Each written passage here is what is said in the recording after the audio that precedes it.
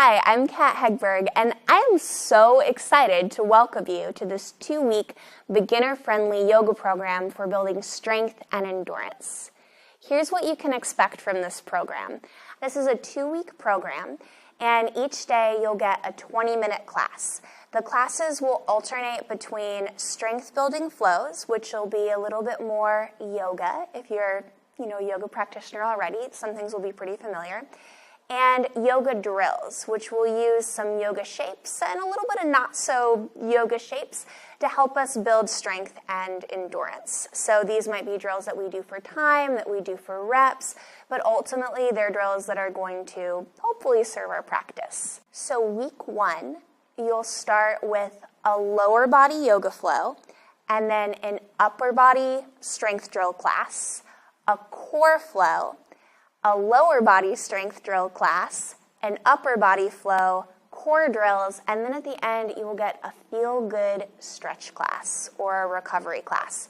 Week 2 will go the same way, only your last class will be a full body strength class where you get to work your entire body and really put everything that you've learned into practice. I designed this program to be simple yet challenging. So you can do it if you're a beginner. You can do it if you're really at any level of practice. I think that you'll really enjoy it. Hope that you'll really enjoy it. But again, think simple yet challenging. So a lot of the movements and the poses that we'll do, most of them will be pretty accessible, except you'll hold them for a while or you'll do a few reps. And always, I encourage you to work at your own pace. I'll show you tons of variations so you can make them your own, and you can change it up over time as best serves you. Because really, this program is about you. This program is about finding what works for your body and your practice and feeling strong and confident. And I know you can do it. One of the questions that I get a lot with these kind of classes is, my wrists are sore. What do I do to make my wrists feel better? How do I take weight off my wrists? And that is a challenge because in strength building yoga practices and strength drills, there is often a lot of weight bearing through the hands and wrists. So I'm going to show you a couple of things that you can try to help make your wrists feel a little bit better, take weight, take pressure off your wrists as you go. You can try these on the days that follow, and your fellow practitioners here will be demonstrating them throughout this program. So one thing you can do when you're in hands and knees is instead of having your shoulders directly over your wrists, you can bring your shoulders a little behind your wrists. That's okay to do, definitely. When you're in hands and knees or in a plank or in a down dog, you can also come down to your forearms.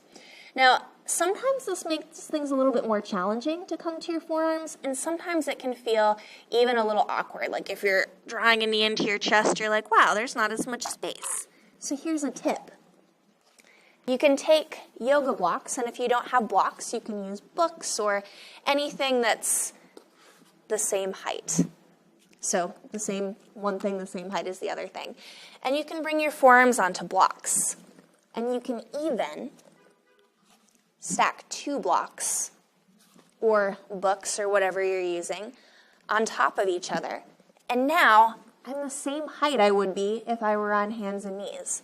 And I feel like I have much more space here to work with. So that's one option. Another option, if you happen to have a wrist wedge, which our friend Kyle here does magically have a wrist wedge, you can use a wrist wedge.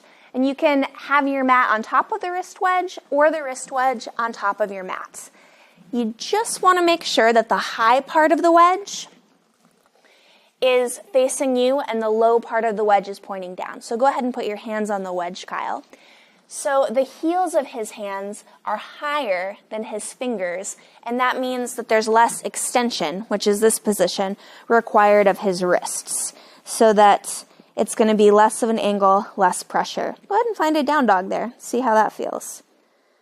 So a little less bend in the wrist. You can see they're more flat, and that might feel a little better.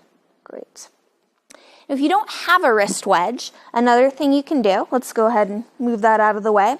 You can fold or roll the front of your mat, or you can use a fold or rolled blanket. And it's the same thing here. The heels of your hands are up higher and your fingertips are lower. And that still takes the crease out of the wrist and can feel a little better. So that's an option too. So give those a try and see what works for you. Because really, this practice is all about you and finding something that feels good in your body and again makes you feel strong, makes you feel challenged in a good way. And you can always skip something too. You never have to do anything throughout this program. So if something doesn't feel good, sit that one out, jump back in when something looks like it'll feel a little bit better, and make it your own, and ultimately have fun.